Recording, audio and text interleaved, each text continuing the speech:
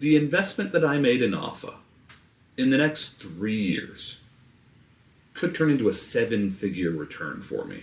I think it's going to do really well.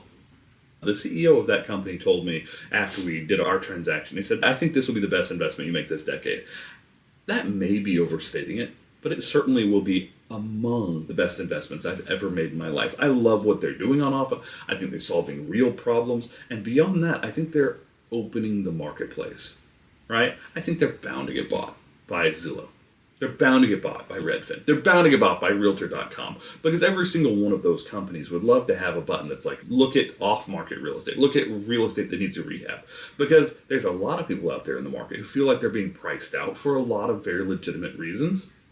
I've never bought a house that was like done to the nines. I'll be perfectly blunt.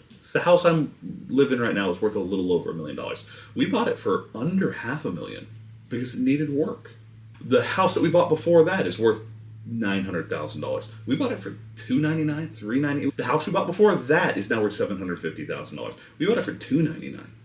So the truth is, every house I've ever bought in my life has been, we've moved in and we've done a lot of work to it. We've done sweat equity. We've built equity over time. The house I'm living in right now, same thing. I think there is, and this is not my thought. This was the CEO of Alpha, a lovely guy named Ken. Ken explained to me that he thought the value of Alpha was that they were going to be opening off-market real estate to people who haven't ever done a fix and flip. You can get into your first fix and flip. You can get into a fix and flip for your own home. He was like, I think we can increase the number of buyers that wholesalers are seeing. And if you can increase the number of eyeballs on a deal, that expresses a higher price point, right? Challenge creates higher prices. Competition creates higher prices. I think he's absolutely right.